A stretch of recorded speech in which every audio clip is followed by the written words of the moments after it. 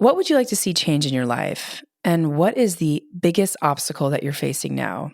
I run 2 programs called Inner Knowing and Good Life Designed for serious individuals who are ready to take the next step in their personal and professional lives. I will personally be coaching a small group of individuals on tools and frameworks for creating an intuitive practice and for creating self-mastery in their life. As someone who's helped countless entrepreneurs open doors of possibility that they never thought existed, I've seen these strategies transform people's lives. The best part is that you'll 10x your output, unlock your creative genius. I'll work with you weekly to overcome your limiting beliefs. I'll teach you how to create clarity, processes, develop your intuition, and set a new framework on how to live your best life. And you'll get access to guided meditations that I have personally created that are not available anywhere else. We'll create a new self-concept that you can practice moving forward. This method is so effective that even if you don't have a lot of time or if you think you're not ready for a change, these frameworks and methodologies will still work for you. You can check out the link in the show notes to join the waiting list, and you can also check out what some of the previous clients had to say about our time together. It's first come, first serve, and I hope to see you there.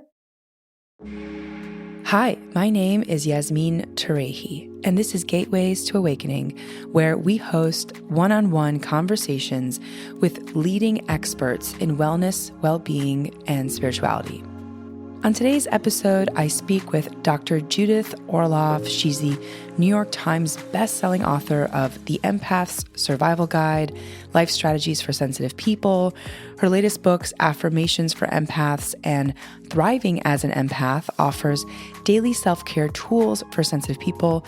Dr. Orloff is a psychiatrist, an empath, and is on the UCLA Psychiatric Clinical Faculty. She synthesizes the pearls of traditional medicine with cutting-edge knowledge of intuition, energy, and spirituality. She also specializes in treating highly sensitive, empathetic people in her private practice. She's been featured on the Today Show, CNN, Oprah Magazine, the New York Times, and she also has a very popular TEDx talk. She's got other books, but we will dive into all that in the show. So I'm really excited to welcome Dr. Judith Orloff to the show. Welcome to the show. Thank you very much. I'm glad to be here. Thank you, Judith. So to kick it off, can you tell us what exactly is an empath? Well, I'm a psychiatrist in Los Angeles. I'm also an empath. So I combine my traditional medical skills with my empathic abilities to help treat patients and get added insights into how to help people. And an empath is somebody who is sensitive and open and connected to life and loves nature. But they tend to get overwhelmed by noise, smells, and excessive talking. And they tend to take on and absorb the emotions and energy of other people into their own bodies without knowing it. And without self-care techniques, they can suffer a lot from low energy and just being on overload all the time. And so I view being an empath as a gift. And it is a gift in everyone I work with and everyone I've ever met. However, in order to maximize that gift, you have to really learn how to set limits and boundaries and center yourself and meditate and connect with positive people. There are all kinds of techniques I talk about in the Empath Survival Guide. But it's important that we learn skills so you can maximize your gift and be of service to this world, to yourself, first of all, to others, and, this world that we're in, which is so desperately in need of what you have, your empathy. As I look at empathy as the medicine the world needs. This resonates so deeply for me because I definitely feel that I am an empath. When I heard about your work, I was really just moved by it because when you have language that explains what you're experiencing, it makes it more. It makes it, for at least for me, I felt like really understood. like, why am I picking up so many people's emotions in a room? And why do I feel so sensitive when, even people who are just looking at me, I can sort of sense when, they're experiencing some level of discomfort and what they're experiencing. So I want to talk about the hypersensitive mirror neurons, because that piece really was fascinating for me. What are some of the ways an empath experiences their world with the hypersensitive mirror neurons? Can you speak about that? Oh, yes. The mirror neurons are amazing neurons, a neuron system in the brain, which helps to increase our compassion. They're the compassion neurons. And so it's been shown that when, let's say you have a couple who love each other, when they're both given CT scans and one member of the couple gets hurt and the other one is observing it, they also have their mirror neurons fire up because they feel the pain that the loved one is feeling. So they showed that now on CT scans. And what this means is that empaths who are so empathic and they tune into way too many people, as far as I'm concerned, because it's not healthy to tune into everyone you see, but empaths have an instinct to do that. And that fires up your mirror neuron systems.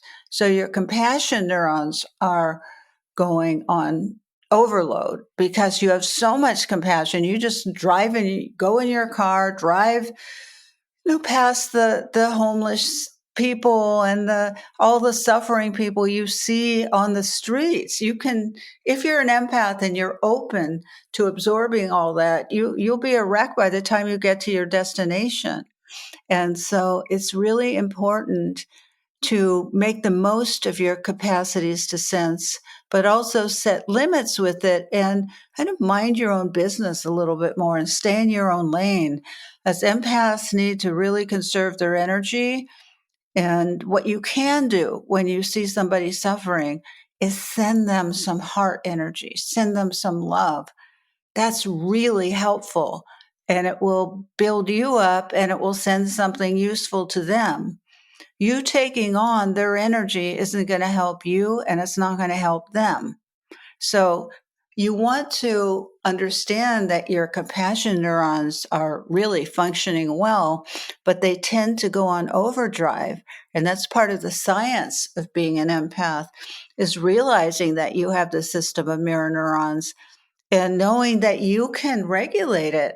It's not just something that acts on its own. It responds to your choices and actions. Mm.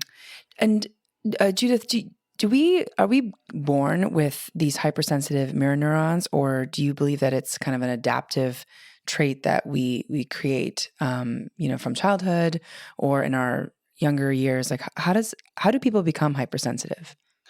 Yeah, some people are born empaths and some people develop it in their life. And sometimes sometimes, I want to underline that, not always, trauma can be related to being an empath, because if you're a sensitive person and you're brought up in a really neglectful or narcissistic or alcoholic abusive environment, that can wear down the natural defenses that you have and cause you to be more sensitive and to feel there's no membrane between you and the world. So empaths can develop as a result of trauma and not getting the kinds of nurturing that we all deserve, that most of us don't get. Where if you have, let's say, really beautiful, wonderful parents who know how to nurture, they give all that positive energy off to you so you don't have to work overtime protecting yourself. And empaths become hypervigilant often because their environment can seem so threatening. You don't know who you're going to run into. If somebody's going to ask something more of you than you can give, but you can't say no. So, whatever the situation is, or you're being faced with a trauma that you have to look at as you're walking down the street, empaths need to know how to center themselves, send out heart energy, and keep moving on. So, some empaths are born, some empaths are made. And what's interesting that I've observed with a lot of my patients in workshop participants is that since the pandemic and everything we've all been through, even non-empaths are becoming empaths because their defenses are getting stripped away from all the stress and uncertainty and weirdness and not knowing how to handle it and social isolation. All of that is making certain people more sensitive and more open to their feelings. Wow, fascinating. And what about the specific challenges for empaths per gender? Yes, that's a great question. Both men and women have a hard time. Our society is not as yet as supportive as I would like to have them nurture empathic children. But as men are growing up, they have incredible challenges. I have an empath support group on Facebook, and maybe 95% of the comments are women and 5% are men. And occasionally the women say, "Are there any men out there?" And then they all come out. They're there. And they say they're listening to the comments and learning, but they're afraid to speak up. They were called babies, crybabies as children. They wanted to walk in the woods, the men. They didn't want to play football. They wanted to write poetry. They didn't want to, go on the video games. They didn't like that. They don't like noise. And so men are called sissies, all kinds of horrible things. They're shamed for their sensitivities, as are girls. But girls are more expected to have emotions, and men aren't even given that. So men have a really hard time with their sensitivities and the support. And so as adults, they can get the support. And that's what I want to offer them. And every empath out there, I want to support you in awakening to your abilities, seeing them as a gift, and learning how to practice self-care so you don't absorb all the extraneous energies of the world, which are not healthy for you to absorb. So men have a really hard time. Women, are often told, as I was as a child growing up, get a thicker skin. You're not strong enough. You need to steel up. All of those things that many of us hear. And as a 8-year-old, I was like, what? What are they talking about? Steel up. I didn't have any idea. It was just not me. It was just asking me to be a not me. So I became ashamed of my abilities and just didn't express them to anyone. I got really quiet, and that's not good either. Right, right. What about, some of the common challenges that empaths experience? You alluded to many. I'm curious if maybe you could ground us in like a case study or a couple examples that you've seen, the common themes that you've seen over the years with empaths. Like, do they end up in certain types of relationships or jobs? Like, what sort of is the archetype of an empath? There's a chapter in the Empath Survival Guide on empaths and work, and I go through all the jobs that are empath friendly versus those that empaths don't usually do well in. And so it's important if you're an empath to find the kind of work that you feel comfortable with. And empaths often, I have a patient who was in the office before the pandemic and always hated going into an office. She's a lawyer. She hated it, hated office politics, hated the energy, had a hard time with absorbing her colleagues' energy. And since the pandemic, she's been given the opportunity to work at home, which is much preferable for her. She has more control over who's around her. And she goes into the office occasionally, but she does most of her work from home now. And many empaths prefer that. They prefer being their own boss. They prefer not having to interact with lots of people every day. And they can pick and choose. Like she can pick and choose going to meetings. She can have a meeting, in a restaurant if she wants. And so she can pick and choose, but then it allows her the alone time that she needs to replenish herself between clients. And that's so important for empaths, that you don't ever schedule anything back to back if you can help it. Mm. Oh, interesting. I did not know that. So if empaths technically should have like a little bit of control and agency over their own work schedules because of the sensitivities that they have, interacting with so many different types of people. I definitely feel that. I've been working from home for a long time. So, yeah, productivity goes through the roof usually when we have that spaciousness from so many It's true, but people. I want to say that, in the book, I also talk about different kinds of empaths. And most empaths are introverts, but I want to say there are some extroverts, and they like socializing and being around a lot of people and may prefer to be in an office. And then there are ambiverts, who are a combination of Mm, introvert and extrovert. So they can go either way, depending on where they're at. And so, what I'm saying for myself, I'm an introvert. And so I prefer working at home alone and all that, as do a lot of introverts. But if you're listening and you say, I'm a little bit more extroverted than that. I like to be around people. It gives me energy. I like that. And then so you have to honor that in yourself as well. You might want to go into an office, or you might want to create a life with more social interactions in it. So it just depends what you need. But if you're an empath, no matter who you are, you need to take that alone time to replenish yourself and decompress after the social interactions. mm, So as opposed to non-empaths who may not need that as much. I mean, everybody needs to rest and not overdo, but empaths need it for their life. When they don't get it, they go on sensory overload, and it's painful. yeah, absolutely. I love that you have also acknowledged that you could be extroverted and an empath, or ambivert and an empath, because I think sometimes people just assume that if you're an empath, you might skew towards being more introverted only. So I, appreciate that nuance. Why are empaths so misunderstood, Judith? I think they're so misunderstood because we've never had the prototype for them. And in my psychiatric training, I never learned about empathy or empaths. I mean, I learned from my mother. My mother was a family practitioner, and she used to take me on house calls with her to her patients, like in Bel Air and Beverly Hills. And it was quite exciting for me as a little girl. My mother was a total extrovert.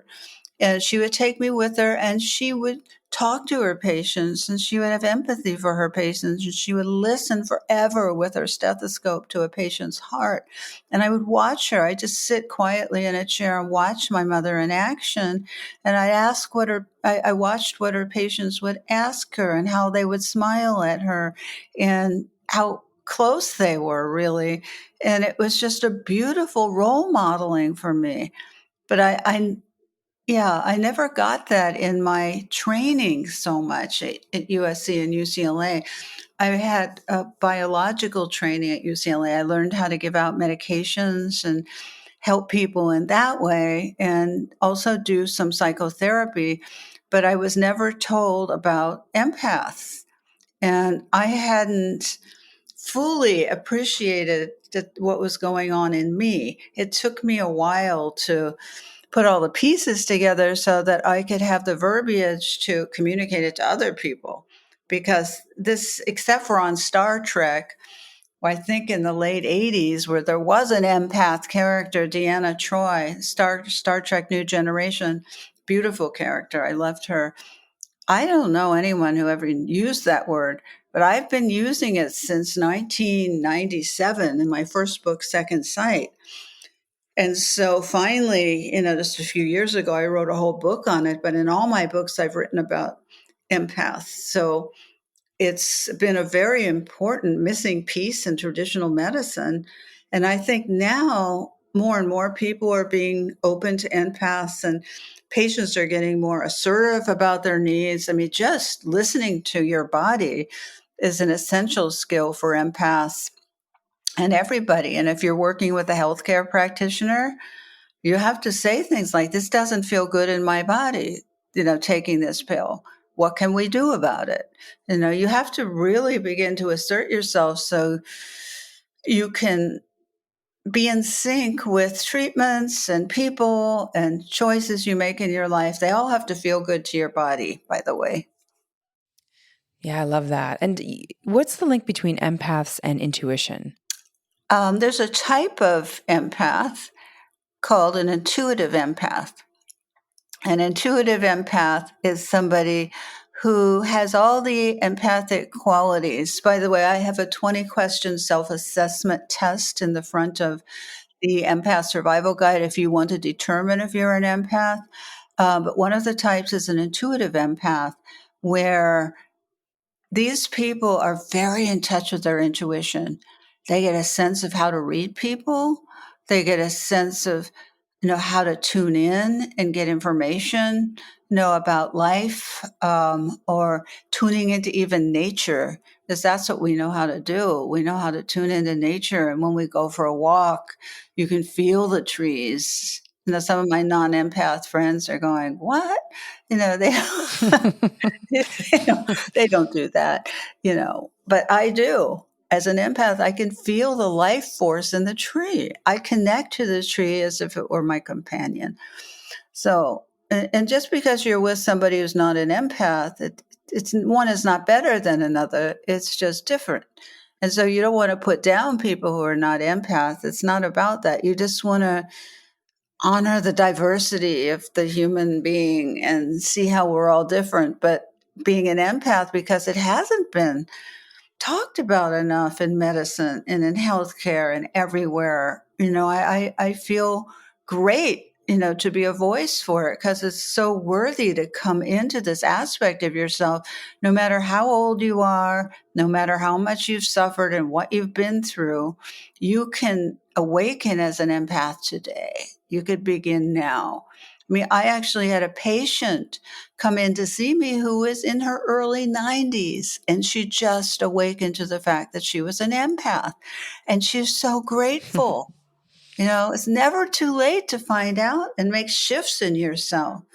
Mm. Really, never. And it's never too early. You can have a baby, who you can support their sensitivities so that their life can be a little bit easier than those of us who didn't have any support for them. Yeah, I love that so much. Yeah, it's nice to know and identify as an empath, because then you know how to work with it. And I want to talk about how empaths protect themselves in love relationships. How does that work? Yeah, that's something I'm really interested in. That's been a big issue in my life path is I had used to have a yearning for a love relationship, but then I'd get into a relationship and I'd feel overwhelmed and bolt.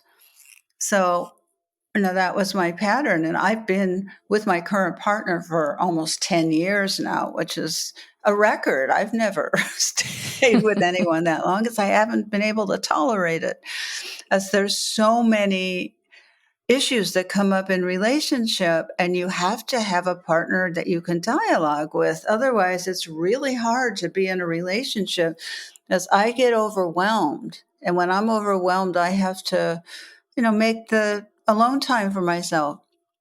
And I have to meditate. I have to go in my bath. I have to go out, walk by the ocean. I have to do something by myself. So I'm used to replenishing by myself. I am not used to replenishing with another person. Most of my life, it was just me in the ocean or me in the trees or with select friends who got it, who I can walk with. But being in a relationship, it requires that you are able to express yourself and you don't think you're asking too much of the other person to understand you. You see, so it's important. If you're with another empath, it's one thing. If you're with a non-empath, it's another thing. As my partner is a non-empath, which I so appreciate, because I couldn't bear it if there were two of us. It would be too overstimulating for me. I'm a lot to handle. In terms of, in a good way, in terms of there's so much going on in my body all the time and my energy field and my creativity. And, it's just very dynamic being me and my body. And he doesn't experience things that way. He's more, I'm focused on what I'm doing now. That's all I'm doing. Like we were driving in a car and I look at him and I said, "What are you feeling?" And he looked at me and goes, "I'm not feeling anything. I'm driving." Great. I'm thrilled he's like that because, it gives me a chance to be me and he grounds me. He really does. Just the way he is grounds me. And that's important. If you're an empath who wants to be in a relationship, you have to decide or feel into who feels the best to be in a relationship with. Do you want another empath? There are advantages to that I talk about in the book. You don't have to reinvent the wheel every time you go through something because you both understand each other. You know what you're experiencing, but you both also can get really intense. And so when you're both on overload, you have to separate. You can't work it out amongst the two of you. You must go your own ways and work it out and then come back calmer.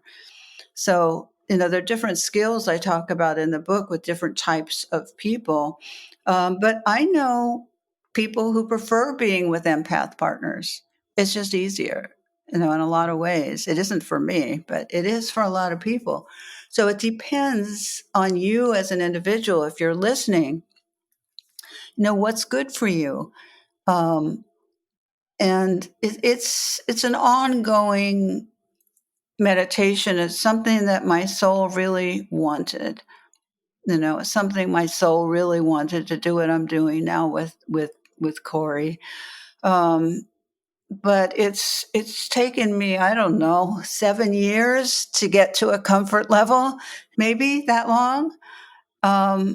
Because I was always used to being alone, and being single and having control over my life and writing my books and doing book tours and just being with my friends and going to the gym. I was just like this individual functioning in the world, but I was always lonely and I longed to have this and I didn't get it until, later in life. But I'm just so grateful I have the chance to do it. Hmm. Because my soul needed it. But I want to say it's not for everyone. Relationships are a lot of work. You Yeah. know, they're not too much work where it becomes drudgery, but they do require you to be in touch with yourself and honor your own empathic needs and be able to communicate that with a partner and to be able to tolerate frustration and uncertainty. It's a whole mixture of spiritual challenges that occur when you're in an ongoing relationship that's committed and respectful and loving. Right, right, right. Absolutely. Yeah, thank you for sharing that. That was, definitely can reflect on that because the intensity of energy, I think I feel the same way, and a lot of my friends have said that as well. Just there's such an intensity of energy and creativity and sensitivities. And so I do find that I experience so much sensory inputs. Like I'm getting so many downloads of information all the Yeah. time. And it's really hard to explain that to some people. Even if I'm just talking to them, I'm like, I'm literally getting such a blueprint of information coming through. And yeah, it's having a level of discernment and like actually, knowing what pieces of information to interact with or let go of or take in. And even just in terms of relating with another person feels like that in itself can be somewhat of a challenge. Like, right. Like if there's so much information coming in, how are we even able to communicate and relate to another person? You have to sort of understand who you're working with, right? And the information that You you can share. do.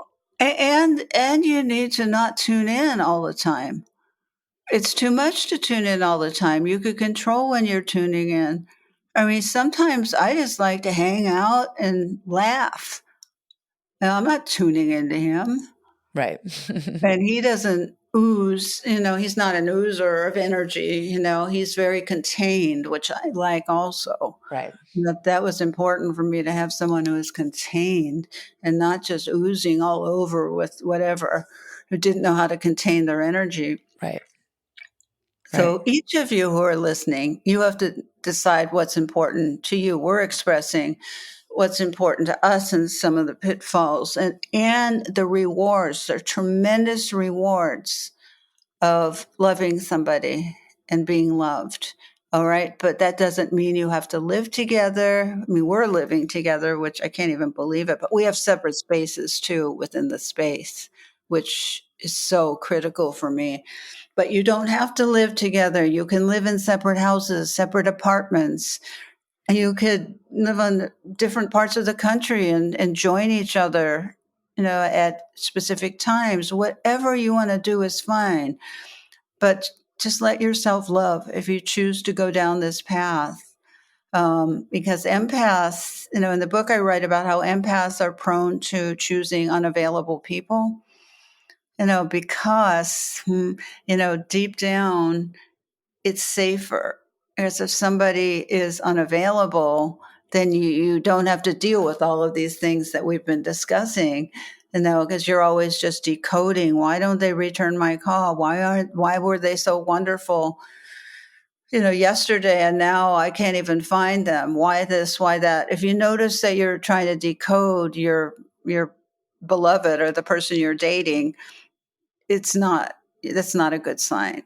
You don't want to talk to your friends about decoding, well, why did he do this and why did she do that? No, that's not a good sign. Right. uh, Judith, what attracted you to this space? And can you talk to us a little bit about your own journey and experience? Like, what brought you to this world of empathy?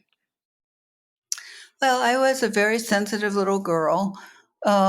And I grew up with two physician parents. My mother was family practice, and my father was a radiologist, and I have 25 physicians in my family.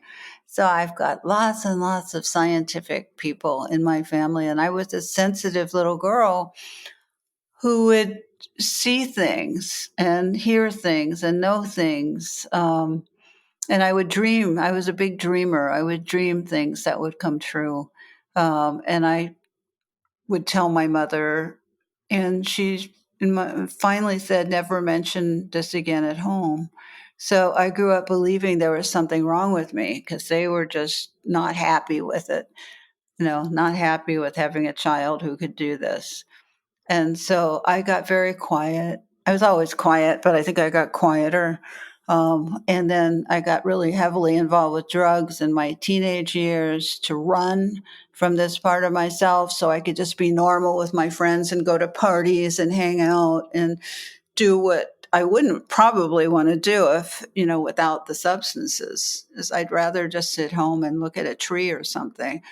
But I also, got very heavily involved with drugs. And through a series of events, which I write about in Second Sight, my first book, I ended up going over a cliff in a car up into Topanga Canyon and amazingly, surviving that. And my parents feeling that I was going to kill myself. So they sent me to see a psychiatrist, basically. And this man turned out to be my guide, my person who was able to see me and say, for you to be whole, you've got to integrate your intuition and your empathic abilities into your being. You can't not do that.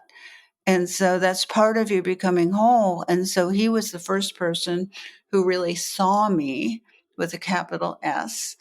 And he connected me to Dr. Thelma Moss at UCLA, who was a parapsychologist there at the time at UCLA. And she had a lab where she dealt with intuitives and empaths and all kinds of things. It was just a historic lab. And she took me under her wing and another mentor to help me really encourage me to be myself and use my abilities for the good. And so it was while I was with her, I had a dream or a voice came to me and it told me that I was going to become a psychiatrist to help legitimize this in medicine. And at the time, I wasn't even in school. I had dropped out of college. And so because of the dream, I didn't think it would come true, but I enrolled in one course at Santa Monica City College, and one course became 2, became 14 years of medical training. And I got an amazing medical background. And it was only after I graduated, really, that I began to integrate intuition and empathy. It's a story I tell. That's a short version of the story. But it's a good model for people, for those who are just beginning and want to see how I did it. You can get second sight, and I'll hold your hand. You can come along with me on my journey and see if you relate. Oh, So beautiful. that's a short answer. There's a longer answer. Amazing. Oh, amazing. What about your point of view in terms of like people changing during the pandemic? Like, how has your point of view evolved over time? And has the pandemic shifted your thinking about empathy or how people are relating? Well, what struck me so much about the pandemic was the social isolation. As for empath, it's a mixed bag. Empaths like being alone. And so, in some sense, they might have had an easier time with it than other people who are not used to being alone and with themselves. They're just not. And so it's very, very hard for them, for non-empaths, to be alone or be with family members all the time in the same space. That was very hard. That's also hard for empaths. Um, but there are empaths who at first were going, I love this. I love this. This is my dream life. To just stay home or be with my animals and order in and do my work online and talk to friends on Zoom. This is great. But then after a while, I noticed people and myself, which surprised me, I was starting to, yearn for human contact again. Luckily for me, I had a partner during that time, which really buffered the loneliness. But I know people experienced extreme loneliness during that time and not knowing how to deal with it. I mean, such a crazy situation. You want to be with people, but you're afraid of getting some horrible virus if you hug them. No, it's a terrible situation to be in. And everybody had to make their own way. We were kind of forging a path with that. And I think Zoom was an incredible social unifier for empaths and non empaths to at least, stay in touch that way. Because I think we all yearn for human contact. When empaths are in a normal non-pandemic world, they like the alone time. I have a lot of alone time. Um, and if I do too many things in the day, it's too much for me. I don't want to schedule 5 different things I'm supposed to do during a day. That's not fun for me to go from one thing to the next. As I'm a big processor, and empaths tend to need a lot of time to process their experiences. So let's say, I go for a walk with my friend on the beach. I like to think about it. I like to be with her afterwards, in my own mind and my own heart, and kind of review our walk and feel her and enjoy it. I like to do that. I don't like to just go from the walk to a dinner to a movie. I don't like that. That's not pleasing to me. But I like it when I have a lot of space around my events. And so I could be 100% present with my patients. No, I want to be 100% present with my patients and with everything I do, but I don't want to be rushed. And empaths often find that being rushed can put them on sensory overload. Hmm. Yeah, I love that so much. Just like really nourishing and appreciating the moments that you spend with a person or at an event or whatever you're doing, you're fully there and immersed in it. I have a friend, one of my dearest friends from San Francisco also said she just wants to do one thing a day, that. Right. Yes. Yes. One thing a day is a beautiful thing. You really do it. Yeah. And it's fun. It's nice as then time slows down, which is good for me. I don't want time to go so fast. The days just flip by for me I'm writing now. So I go in another space when I write. which is kind of a non-time, non-space. So time just flits by. Flits by. So I like to elongate the moments, and empaths like that. They like to be with people that they feel good around. And so it's important if you're listening, you don't have anyone you feel good around, that's okay. But begin to stay open to the possibility of a friend that your body likes to be around, a friend that isn't blaming you or criticizing you or saying, "Why are you so sensitive?" You don't need that. There's enough of that going around. You Mm, need a friend to say, "Wow, that's really a great dream. I love hearing about your dreams." mm. That kind of thing where they're grooving with you. They're not criticizing you or making you feel like you've done something wrong, which you haven't. Right, right, right. Absolutely. Yeah, it's interesting. It's like I sometimes think about like, emotional resiliency too, like really building our own inner capacity to deal with the world. And I say this because I recently moved to a bigger city and I used to live in the Bay Area, which I guess it is a big city, but compared to the city I live in now, it's much smaller. What would you say to empaths living in bigger cities? Like, do you recommend that they don't live in big cities, or is it like, what's sort of the prescription of daily living that you recommend for them to deal with? Yeah, well, I have known many empaths who live in New York City, and it's a special challenge. And I live in LA, but I live by the beach, so it's a little different because I can have the wide open expanses of the beach, which is quite a wonderful thing. But if you live in the city, you have to make your sanctuary in your apartment or your home. Just make a really beautiful space, even if it's small, where you can have a sanctuary and sit and meditate and find that alone time. And there's always windows you can look out of to see the sky. Although in New York, you kind of have to crank your head with some of those buildings if you're not up high enough. That's what I miss in New York City, seeing the moon. It's really hard sometimes to see the moon with all those big buildings. But you find your way. You walk in parks. You try and be out in nature. Um, you go to upstate New York if you live in New York City, so you can be in nature. So you need to take care of yourself and reduce the noise too. You need to have air purifiers or white noise machines so you don't hear traffic all the time, as empaths are overwhelmed by too much noise. And so you need to buffer the noise level outside in your own apartment, in your own space. And if you can, I know the apartments are small in some cities, but if you can, to have a separate room that is yours.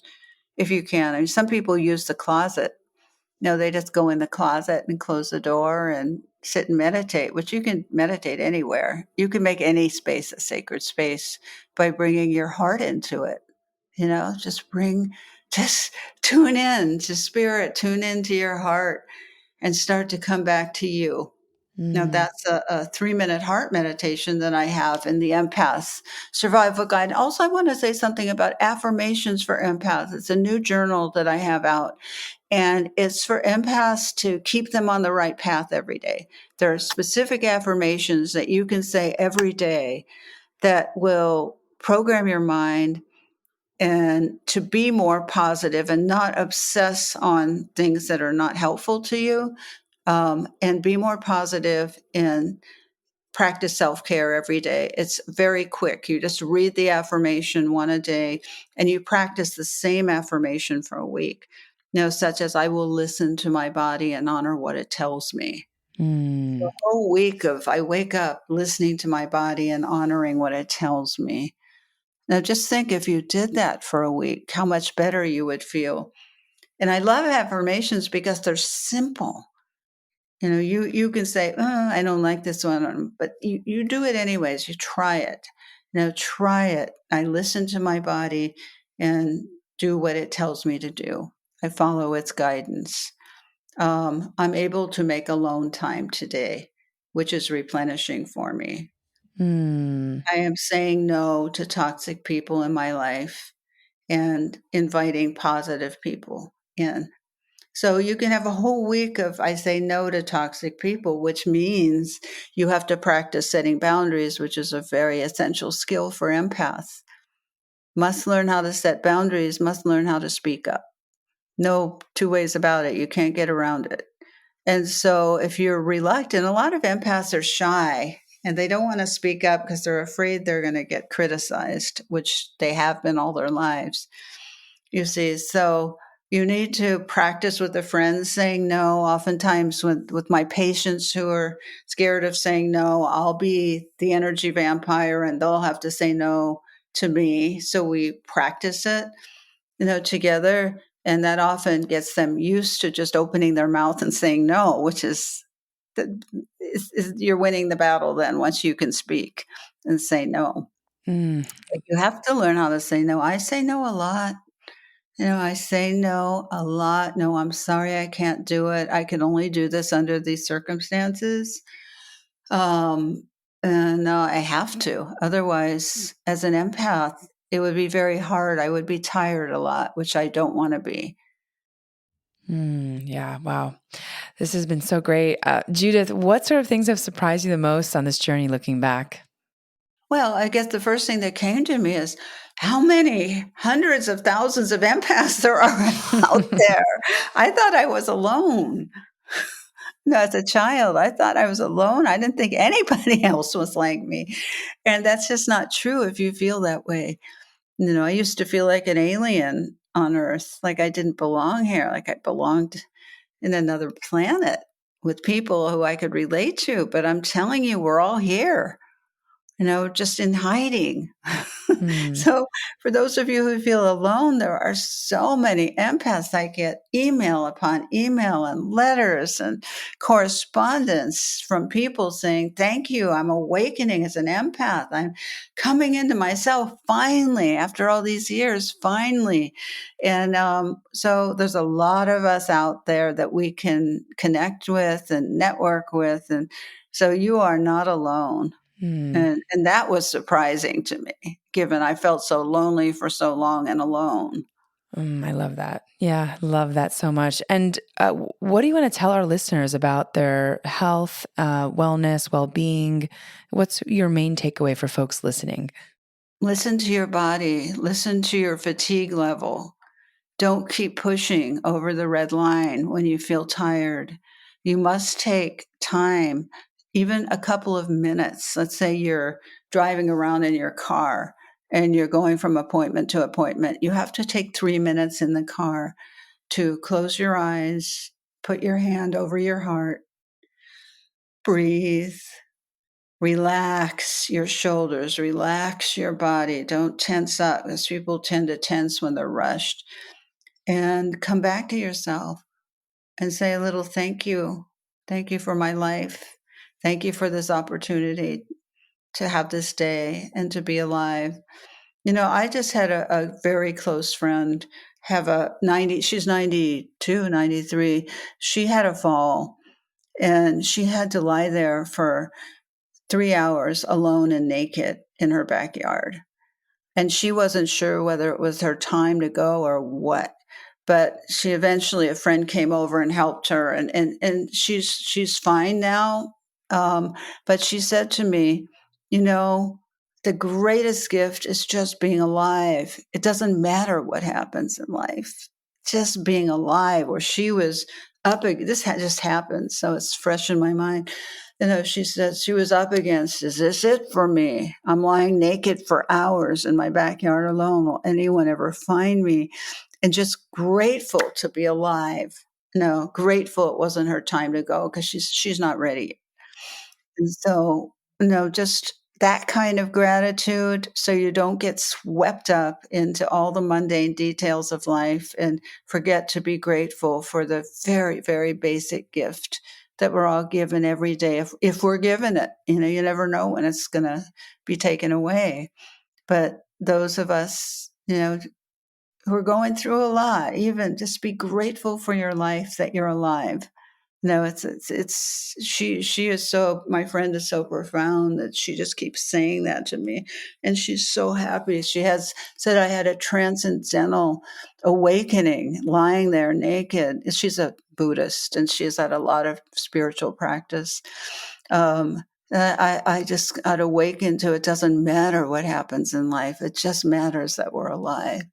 And she's clinging to life. She wants to live, a long time. And it's just powerful if we could all remember that and keep our priorities straight, that we don't have to have some kind of event happen like she had to wake us up, to the reality of life and the gratitude that we can have for even the challenges. Hmm. Wow, beautiful. Thank you for sharing that story. I think it's such a powerful reminder just of how precious each moment is and that we're not going to be here forever, right? And really remembering that. So Judith, where can people find you? Are there any resources that you can point folks to learn more about your books, your work, how to engage with some of the programs that you might have? Oh, yes. You can go to my website, Judith Orloff, ORLOFF.com. And you can find the Empath Survival Guide, which is the foundational book for all empaths. And also my new journal, Affirmations for Empaths. You can see all the links and where to get it. And I have some online courses for beginning empaths, the Empath Survival Guide course. And then for those who have taken that course and are a little bit further along and in being used to being an empath, I have intuitive healing courses for empaths and sensitives that you could sign up for. So, and there's a bunch of free videos and articles and everything an empath support section, anything you need to know to be an empath, a healthy empath. I've included everything I could think of that has helped me and my patients. And also I want to say I do a few private sessions a week on Zoom if anyone is interested in going deeper. Wonderful. Amazing. Well, thank you so much for your time, Judith. This was so, so lovely. And I learned a lot. I'm sure folks listening learned a lot as well. So thank you so much for being here. You're welcome. It's my pleasure. So, for our audience, thanks for joining and for listening. In this episode, we learned about the Empath Survival Guide for Sensitive People with Dr. Judith Orloff. And you can tune in to Gateways to Awakening, where we host one-on-one conversations with leading experts in wellness, well-being, and spirituality. Thanks again.